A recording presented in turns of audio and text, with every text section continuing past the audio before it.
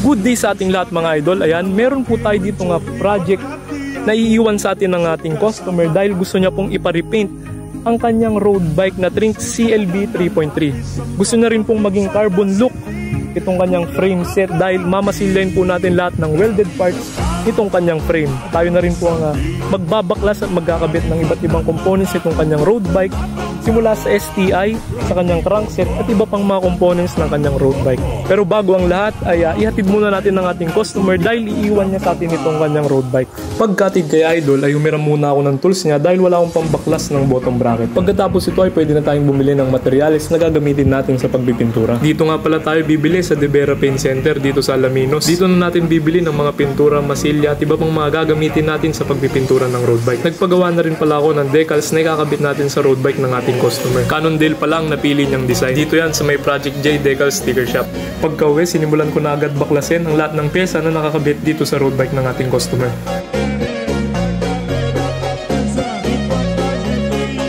Ayan mga idol, tapos na natin baklasin yung kanyang frame mula sa mga components nitong road bike ng ating customer. Yan, tanggal na natin yung handlebar, yung syempre yung fork, yung ating seat post at saddle at syempre ang crankset at bottom bracket.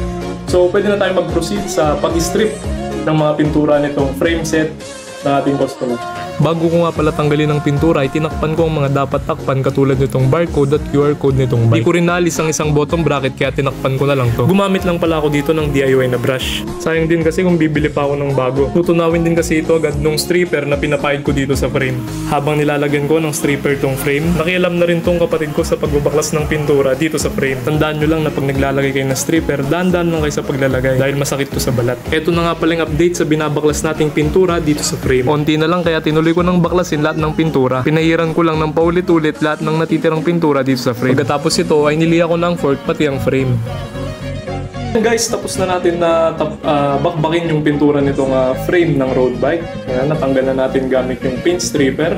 Ginamitan na rin natin siya ng liha na 100 grit to 400 grit pati itong fork. Kaya pwede na silang masilyahin para maging carbon look yung frame ng ating road bike. Yan mga idol, pwede na tayong magmasilya nitong frame ng road bike gamit itong epoxy ng Pioneer. Bago ko masilyain ay tinakpan ko ulit yung serial number pati yung bottom bracket nitong frame. Pagkatapos aluin ay syempre sinimulan ko ng masilyain ng frame. Ayan mga idol, update dito sa frame na minamasilya natin. Yan, nililihan na natin siya ng 100 grit. Pero dadagdagan pa natin yung mga kulang na parts nitong minamasilya nating frame. Dito ay dinagdagan ko na ng masilya yung mga kulang na part ng frame. Pagkatapos ay gumamit na ako ng grinder para medyo mas mapabilis yung pagmamasilya natin. Ayan mga idol, tapos na nating masilya nitong frame. Nagmukha na siyang carbon look. Pwede na natin siyang pinturahan dahil na finish na natin siya ng 100 to 400 grit ng liha para syempre kumapit yung primer na ipipintura natin dito sa frame. Bago nga pala pintura na syempre dinikitan ko ulit ng masking tape yung serial number at yung bottom bracket nitong frame. Pagkatapos ito, binugahan ko na ng primer gray yung frame. Ito yung update sa pagpipintura natin ng primer sa frame. Kinabukasan ay sinimulan ko na ang pangalawang patong ng primer dito sa frame. Sa pagbubuga ng pintura ay dapat portion by portion at isang stroke lang ang pagbubuga natin ng pintura. Pagkatapos nito ay pininturahan ko na ito ng black na magiging pintura ng mismong frame. Dito sa part na to ay binubugahan ko na ng pinakahuling patong yung ating frame. Ayan mga idol, kung makikita nyo ay carbon look yung ating frame. Pagkatuyo nito ay dinikit ko na agad yung mga decals na kailangan dito sa frame. Para sa ating decals ay nilagyan natin ng logo ng Cannondale dito sa may head tube. At meron din namang text dito sa may bandang taas ng frame. Hindi ko na nabidyoan ang pagpipintura ng top coat. Pero habang pinapatuyo ang top coat ay nilinisan ko muna lahat ng pyesa ng road bike. Pagkatapos ko linisan lahat ng mga pyesa ay hindi pa gaanong tuyo yung frame. Kaya sumideline muna tayo dito sa paggugupit.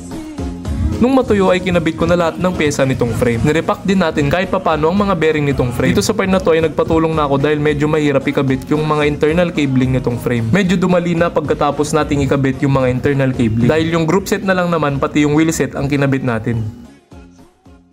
Ayan mga idol, tapos na natin yung ating project na road bike na Trinx CLB 3.3 na ginawa nating Cannondale na carbon look. Bagaimana lagi mencuri perhatianmu, suka sama aku. Aku sudah dandan rapi, semprot parfum sana sini, kurang apa